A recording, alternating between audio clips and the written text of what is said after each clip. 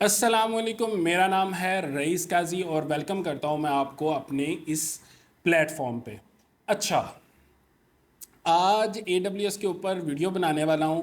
AWS से पहले हम किस तरह काम करते थे, फिर उसके बाद हम किस तरह AWS को अडॉप्ट करते गए और किस तरह हम अब AWS को यूज़ कर रहे हैं। तो चलते हैं वीडियो की तरफ। सबसे पहले मैं बात करने वाला हूँ ट्रेडिशनल डाटा सेंटर। ट्रेडिशनल जो डाटा सेंटर था उसके अंदर मुझे आज भी याद है कि हम सॉफ्टवेयर हाउस में जब काम करते थे तो हम कोई भी एप्लीकेशन जब हम बना लेते थे, हम उसके बाद क्या करते थे, हम सर्वर पे उसकी डिप्लॉयमेंट करते थे। और वो हम खुद नहीं करते थे, वो हम करते थे नेटवर्क एडमिनिस्ट्रेटर वहाँ पे होता था या सिस्टम एडमिन होता था जो सर्वर को और मशीन्स को मैनेज करता था। उससे हम एक टाइम के लिए हम उससे अपनी एक्सेस लेते थे और हम अपनी एप्लीकेशन को टेस्टिंग वगैरह करते थे। ये था ट्रेडिशनल डाटा सेंटर। अब उसके बाद बारी आती है हाइब्रिड क्लाउड मॉडल की। हाइब्रिड क्लाउड मॉडल क्या था? उसमें ये था कि अब फॉर एग्जांपल हमें कोई भी नई चीज़ जब कोई इंट्रोड्यूस होती है तो हमारा उस पर इतना ज़्यादा ट्रस्ट लेवल नहीं होता। ट्रस्ट लेवल ना होने की वजह से हमारा जो प्रोटेक्टेड या सीक्रेट या कॉन्फिडेंशियल डाटा होता है वो हम हमेशा अपने पास रखते हैं, और जो हम टेस्टिंग के लिए हम यूज़ कर सकते हैं डाटा, हम वो दूसरे को दे देते हैं और वहाँ पे हम अपना डाटा वहाँ पे हम अपना डाटा टेस्टिंग या चीज़ें वगैरह कर लेते हैं। इसी तरह हाइब्रिड क्लाउड मॉडल था। हाइब्रिड में क्या होता था, जो हमारा कॉन्फिडेंशियल डाटा था हम रखते थे ऑन प्रेम के अंदर, ठीक है, ऑन प्रेमिसेस में रखते थे, और बाकी जो डिप्लॉयमेंट या कोई इस तरह का जो हमारा इतना प्रोटेक्टेड या कॉन्फिडेंशियल नहीं होता था वो हम क्लाउड पे रख देते थे, ठीक है। हाइब्रिड क्लाउड मॉडल बेसिकली कुछ डाटा जो होता था वो हम ऑन प्रेम में रखते थे और कुछ डाटा हम क्लाउड पे रख लेते थे, ठीक है। ऑन प्रेम और क्लाउड पैरेलल दोनों चीज़ें चलती थी, जिसको हम हाइब्रिड क्लाउड कहते थे। उसके बाद आती है बारी क्लाउड की। अब जब हमारा ट्रस्ट लेवल उस पर काफ़ी हद तक बढ़ गया, या आप समझ लें कि हमें समझ आ गई कि हाँ इट्स गुड, हमें यूज़ करना चाहिए, डेटा हमारा प्रोटेक्टेड रहता है, कोई इशू नहीं है सिक्योरिटी का, तो हमने क्लाउड को अडॉप्ट करना शुरू किया, ठीक है। अब क्लाउड के अंदर दो तरह के टाइप्स हैं, ठीक है। एक होता है पब्लिक क्लाउड और एक होता है प्राइवेट क्लाउड। पब्लिक क्लाउड ये होता है जिस तरह मैं अभी मेरी वीडियोस हैं, मैंने गिटलैब का काम किया या AWS के ऊपर मशीन्स वगैरह क्रिएट की। मैं डिफरेंट रीजन में जाता था और वहाँ पे जाके अपनी मशीन्स वगैरह क्रिएट कर रहा था। वो क्या था? पब्लिक क्लाउड, ठीक है।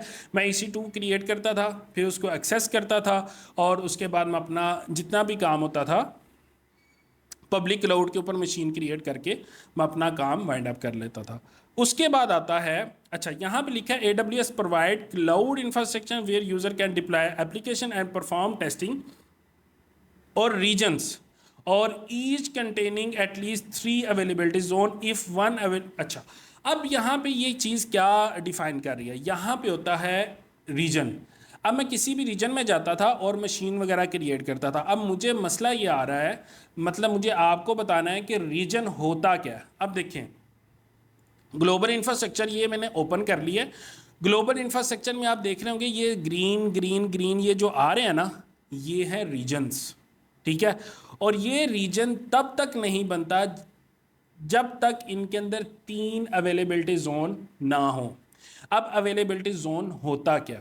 अब फॉर एग्जांपल लाहौर एक रीजन है, ठीक है, और लाहौर रीजन तब तक नहीं बनेगा जब तक यहाँ पे 3 अवेलेबिलिटी जोन ना हो। फॉर एग्जांपल लाहौर रीजन है, यहाँ पे 3 अवेलेबिलिटी जोन है। नंबर 1 एक DHA में है, एक पैरागॉन में है, और नंबर 3 गुलबर्ग में है, ठीक है। अब किसी ने गुजरांवाला से आना है, ठीक है, तो वो जब इधर लाहौर में आएगा तो इन अवेलेबिलिटी जोन में जाएगा, और अगर एक अवेलेबिलिटी जोन में कोई चीज़ अवेलेबल नहीं होगी तो दूसरी अवेलेबिलिटी जोन से आपको मिल जाएगी, ठीक है। और इसको कहते हैं अवेलेबिलिटी जोन, और रीजन बनता है मिनिमम 3 अवेलेबिलिटी जोन से। अब यहाँ पे अगर आप कुछ देखें तो यहाँ पे लोकल जोन भी आएगा, लोकल अवेलेबिलिटी जोन भी आएगा। हाँ ये देखें लोकल जोन। लोकल जोन क्या होते हैं? अब फॉर एग्जांपल अब फॉर एग्जांपल 3 अवेलेबिलिटी जोन बने हुए हैं लाहौर के अंदर, ठीक है। अब कोई गुजरांवाला से आ रहा है या सियालकोट से आ रहा है, तो अगर हम एक लोकल जोन बना लें यहाँ पे मुरीद के में, तो उसके लिए मुरीद के आना ज़्यादा आसान है इंस्टेड ऑफ लाहौर आना, ठीक है। अब क्या करेगा, लोकल जोन के अंदर पास लोकल जोन में जो चीज़ें पड़ी होंगी, जो भी मटेरियल होगा उसके पास उन्हीं अवेलेबिलिटी जोन का ही डेटा पड़ा होगा, ठीक है। और जो भी यूज़र आएगा डायरेक्ट लोकल जोन पे जाएगा और चीज़ें ले लेगा। हाँ, अगर लोकल जोन पे नहीं है तो उसको देन अवेलेबिलिटी जोन जो लाहौर, गुलबर्ग और पैरागॉन में बना है वहाँ पे जाने की ज़रूरत पड़ेगी। तो ये होता है अवेलेबिलिटी जोन, लोकल जोन और रीजन्स। अब आ गई बात प्राइवेट क्लाउड। प्राइवेट क्लाउड क्या होता है, अब जैसे कि अब मैं कोई कंपनी क्रिएट करता हूँ, ठीक है, और मैं चाहता हूँ कि मेरा जो डेटा है वो कभी भी पब्लिक नहीं होना चाहिए, तो AWS मुझे प्राइवेट क्लाउड की सर्विस देता है जिसमें मेरा डेटा प्रोटेक्टेड भी रहेगा, ओपन टू सोर्स भी नहीं रहेगा, और इसके अलावा कोई भी मेरे डेटे में कोई भी हैंकी पैंकी नहीं कर सकता। सिर्फ ऑथोराइज पर्सन होगा जो आएगा और अपना काम करेगा और काम करके चला जाएगा, और उसकी भी रिस्ट्रिक्शंस और सिक्योरिटी हर एक चीज़ होती है। बहरहाल प्राइवेट क्लाउड है। अब यहाँ पे एक बहुत एग्जांपल है, अ private cloud is isolated. Isolate होता है और डेटा इंश्योर करता है कि सिक्योर होना चाहिए। For example, a UK based hospital might store patient record in a private cloud to prevent unauthorise access, ठीक है। तो यूके के अंदर एक हॉस्पिटल है, ठीक है। अब हम चाहते हैं कि यूके का जो रिकॉर्ड है वो सिक्योर रहना चाहिए और अनऑथोराइज पर्सन के साथ वो डेटा शेयर नहीं होना चाहिए। तो अब बात आई, why do we need DevOps, हमें डेव ऑप्स की ज़रूरत क्यों पड़ी। अब पहले मैं आपको बता रहा था कि हमें डिप्लॉयमेंट वगैरह करने के लिए सिस्टम एडमिन या नेटवर्क एडमिन से बात करनी पड़ती थी, वो सारा कुछ करता था। अब यहाँ पे डेवलपमेंट एंड ऑपरेशंस, जिसको डेव ऑप्स कहते हैं, उसकी ज़रूरत पड़ी। अब क्या होता है कि जब आपने डिप्लॉयमेंट करनी है, सारा कुछ करना है, तो ये आप सॉफ्टवेयर डेवलपर से नहीं करवा सकते, ठीक है। उसको इतना चीज़ों का नहीं पता होगा, नो हो नहीं होगी, जिसकी वजह से डेवऑप्स हायर करना पड़ता है। डेवऑप्स एक कल्चर है, डेवलपमेंट एंड ऑपरेशंस के दरमियान जो गैप है उसको ख़त्म करने के लिए डेवऑप्स हायर करने पड़ते हैं। वो इस कल्चर को समझता है, इस चीज़ों को समझता है, और मशीनों के ऊपर आपकी सर्विसेज को डिप्लॉय करता है, रन करता है, कोई इशू आता है कोलैबोरेट करता है, और आपके मसले को हल करके, और आपके with no time down time के साथ आपकी एप्लीकेशंस को रन करता है, और बहरहाल सारी चीज़ें को स्मूथली स्ट्रीमलाइन चीज़ों को हैंडल करता है। तो अब बात आती है व्हाट इज़ क्लाउड। क्लाउड होता क्या है। अब इतनी देर से मैं जो बात कर रहा हूँ, cloud cloud cloud cloud basically है क्या। क्लाउड बेसिकली डेटा सेंटर ही होते हैं, डेटा सेंटर ही होते हैं, ठीक है। एक फेसबुक, अगर आपने, हर बंदा यूज़ करता है फेसबुक, इंस्टाग्राम, तो आपको क्या पता है कि फेसबुक क्या चीज़ है, मतलब फेसबुक कहाँ से ऑपरेट हो रही है। फेसबुक ओरिगॉन में एक बड़ी सी जगह है जहाँ पे उन्होंने अपनी मशीन्स और सर्वर वगैरह रखे हुए हैं, जहाँ पे ये फेसबुक की सर्विस रनिंग में है। तो वहाँ पे आप जितना भी काम कर रहे होते हैं फेसबुक पे, कमेंट्स वगैरह, आपका जितना भी डाटा सेव हो रहा था वो ओरिगॉन में होता है, ठीक है। अब डिफरेंट जगह पे भी इन्होंने डाटा सेंटर्स बनाए हुए हैं। तो बहरहाल क्लाउड जो होता है वो डेटा सेंटर ही होता है, और वहाँ पे आपकी मशीन और सर्वर और एसेट्रा सर्विसेज वहाँ पे रनिंग होती हैं। और बात रही क्लाउड की, क्लाउड होता है, क्लाउड में आप जितना भी काम करते हैं, पे एज यू गो के मॉडल पे काम करते हैं। पे एज यू गो का क्या मतलब है, देखिए, आपने एक मशीन ली, आपने काम किया, आधा दिन काम किया या फुल डे काम किया। फुल डे काम करने के बाद आपने मशीन डिस्ट्रॉय कर दी, टर्मिनेट कर दी, और पूरे दिन की जो कॉस्ट आएगी उतना ही आपने बिल को पे करना है। इसके अलावा आपने बिल पे नहीं करना। जितनी आप सर्विस लेंगे, जितना आप अगले की सर्विस को यूज़ करेंगे, उतना ही आपने पैसे उसके देने हैं। अब बात आई पे एज यू गो। अब पे एज यू गो, अब मैं न्यू बिगनर हूँ, तो अब मैं भी इन चीज़ों को तो अफोर्ड नहीं कर सकता, लेकिन क्लाउड तो मैंने सीखना है। उसमें आता है AWS फ्री टियर। 1 साल के लिए AWS आपको फ्री टियर देता है जिसके अंदर आप मशीनें बनाते हैं, डिफरेंट सर्विसेज यूज़ करते हैं और उसके बाद आप अपनी प्रैक्टिस करते हैं। बिगनर लेवल पे AWS फ्री टियर 1 साल के लिए इनफ है, मोर देन इनफ है। और आप जितनी प्रैक्टिस इस 1 साल के अंदर फ्री टियर में कर सकते हैं वो आपको प्रो लेवल पे ले जाने के लिए काफ़ी है। तो उसके बाद आता है टाइप्स ऑफ AWS इंस्टेंस। इसके अंदर कितनी तरह की टाइप्स होती हैं? 2 तरह की टाइप्स होती हैं। शेयर्ड इंस्टेंस होता है और एक होता है डेडिकेटेड इंस्टेंस। शेयर्ड इंस्टेंस में क्या होता है कि एक मशीन के ऊपर एक वर्चुअल मशीन चल रही है, आपने एक ही मशीन के ऊपर आप 4 या 5 वर्चुअल मशीन बना सकते हैं, ठीक है। तो आप उसको पूरी मशीन लेने की बजाय AWS के पूरी मशीन लेने की बजाय आप क्या करते हैं, एक वो वर्चुअल मशीन ले लेते हैं और आप अपना काम कर लेते हैं। वो क्या होता है, एक मशीन के ऊपर 6 मशीन्स बनाने की लिमिट होती है। तो आप उसमें से एक मशीन आप खुद यूज़ कर लें, एक कोई और यूज़ कर रहा है, तो वो क्या होता है, शेयर्ड इंस्टेंस आया था। अब उसके बाद आता है डेडिकेट, वो बेयर मेटल के ऊपर पूरी की पूरी जो मशीन होती है वो आपको डेडिकेट कर दी जाती है, जो कि डेडिकेटेड इंस्टेंस होता है। अच्छा, अब आता है AWS price calculator. One of the wonderful wonderful इसका ये एक फीचर है। अब फॉर एग्जांपल मैं कोई भी मशीन बनाना चाह रहा हूँ, तो आप उसको मशीन बनाने से पहले आप यहाँ पे उसका प्राइस कैलकुलेट कर सकते हैं कि आपको इसकी कॉस्ट कितने की पड़ेगी। अब फॉर एग्जांपल मैंने एशिया पैसिफिक हांगकांग के अंदर एक रीजन में यहाँ पे एक शेयर्ड इंस्टेंस लिया है, उसका ऑपरेटिंग सिस्टम लिनक्स है, नंबर ऑफ इंस्टेंस मुझे एक ही चाहिए, T2 माइक्रो चाहिए। अब मैं यहाँ पे चाहता हूँ T2 लार्ज, T2 लार्ज और save and service T2 large, और ये मुझे पर मंथ पड़ रही है 2.04, ठीक है, 2.04 की पड़ रही है, ठीक है। इसी तरह आप यहाँ पे आके अपनी सर्विस को यहाँ से कैलकुलेट करके आप अपनी कॉस्ट निकाल सकते हैं, ठीक है, AWS प्राइस कैलकुलेटर से। उसके बाद आता है how to get AWS free credits. सबसे बड़ी बात कि AWS फ्री टियर इनफ है। अगर 1 साल आपका ख़त्म हो जाता है तो आपको फ्री क्रेडिट्स किस तरह मिलेंगे AWS के ऊपर मशीन वगैरह क्रिएट करने के लिए? वो आपको 3 तरह से मिल सकते हैं। AWS कम्युनिटी बिल्डर प्रोग्राम, उसको आप ज्वाइन कर लें। आपको स्टार्टिंग में ही जब आप इसको अगर ज्वाइन कर लेते हैं और आपका अप्रूवल होके आ जाता है तो 500 आई थिंक सो डॉलर मिलते हैं AWS कम्युनिटी बिल्डर में।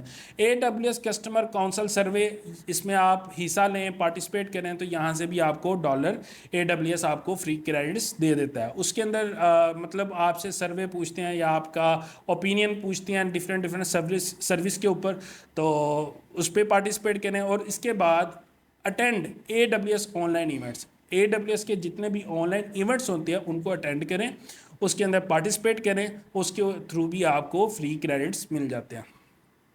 अब बात आई ओपेक्स एंड कैपेक्स। अब अगर आप कोई सॉफ्टवेयर हाउस खोलना चाहते हैं, ठीक है, अपनी कोई कंपनी बनाना चाहते हैं, तो आपको सबसे पहले कैपिटल का पता होना चाहिए और ऑपरेशनल एक्सपेंडिचर का पता होना चाहिए। कैपिटल एक्सपेंडिचर क्या होता है? अब मैंने अपना ऑफिस लिया, ठीक है, ऑफिस के अंदर मैंने एक लैपटॉप लिया जिसके ऊपर मैं ये वीडियो रिकॉर्ड कर रहा हूँ, ये एक मैंने माइक लिया जिसके थ्रू मैं अपनी वॉइस रिकॉर्ड कर रहा हूँ, कैमरा लिया, इंटरनेट लगवाया, ये सारी चीज़ें क्या है, ऊपर फैन चल रहा है, ये सारी चीज़ें क्या है, कैपिटल एक्सपेंडिचर। ये वन टाइम इन्वेस्टमेंट है, ठीक है, 1 साल की 2 साल की जितना भी आप इसको कर लेते हैं। लेकिन इन चीज़ों को ऑपरेशनल रखने के लिए आपको उसकी भी कॉस्ट निकालनी पड़ती है। इंटरनेट लगवा लिया, अब इसका हर महीने बिल देना है, ठीक है, ये क्या, इसको अगर बिल नहीं दूंगा तो ये ऑपरेशनल नहीं रहेगा। इन चीज़ों को चलाना है, फ़ैन को चलाना है तो इलेक्ट्रिसिटी चाहिए, ठीक है, ये क्या होता है, ऑपरेशनल कॉस्ट होती है, ऑपरेशनल एक्सपेंडिचर होता है। तो उसके बाद ओपेक्स और कैपेक्स होता है, ठीक है। और उसके बाद क्लाउड सर्विस मॉडल क्या है? क्लाउड सर्विस मॉडल आस है, पास है, सास है और कास है। आस क्या होता है? Infrastructure as a service. AWS आपको कहता है कि आप अपनी मर्जी से जाओ, वर्चुअल मशीन बनाओ, ठीक है, वो आपको इंफ्रास्ट्रक्चर दे देता है, ठीक है, आप अपनी मर्जी से इंफ्रास्ट्रक्चर बना लो और आप अपना काम करो। वो क्या होता है? Infrastructure as a sorry, as a service. ठीक है, क्या होता है, वर्चुअल मशीन बनाओ, अपनी मर्जी के सॉफ्टवेयर इंस्टॉल करो और आपने जितना भी काम करना वो आपको इंफ्रास्ट्रक्चर देता है, आप अपनी मर्जी के उसके ऊपर इंस्टॉलेशन करो, सॉफ्टवेयर डेवलपमेंट का काम करना है, जो भी करना है वो आप इंफ्रास्ट्रक्चर एज अ कोड में आते हो।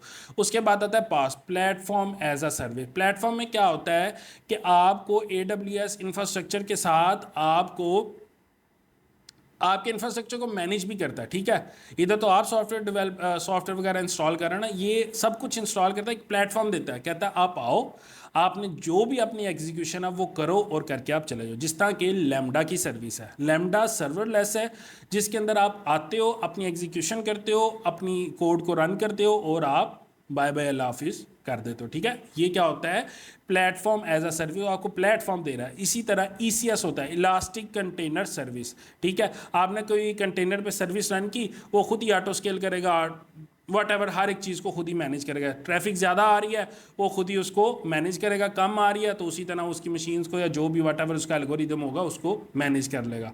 EKS, elastic Kubernetes service. ठीक है, EKS क्या होता है, वो भी कुबरनेट्स क्लस्टर है और इस तरह की सर्विस उसने बनाई हुई है, आप आए अपना काम करो और चले जाएं। ठीक है, उसके बाद आता है SaaS, software as a service. ये क्या है, इसकी एग्जांपल है मोस्ट फेमस पॉपुलर जीमेल।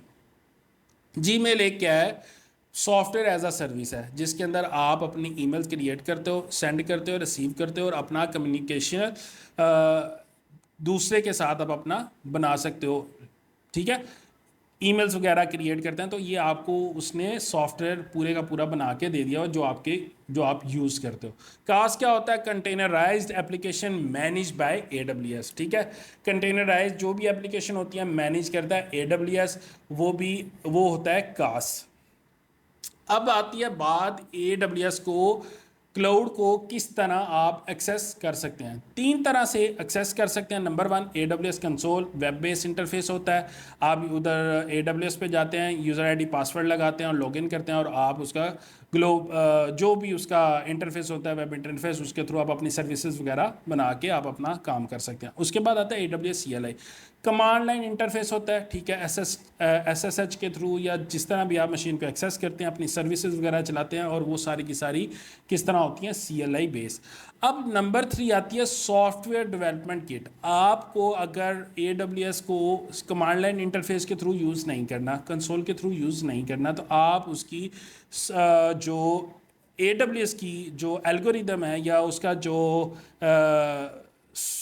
तरीकाकार है यूज़ करने को, आप उसको इंटीग्रेट कर लेते हैं अपनी लैंग्वेज के साथ, प्रोग्रामिंग लैंग्वेज के साथ, और आप अपनी प्रोग्रामिंग लैंग्वेज के थ्रू ही AWS को यूज़ कर सकते हैं।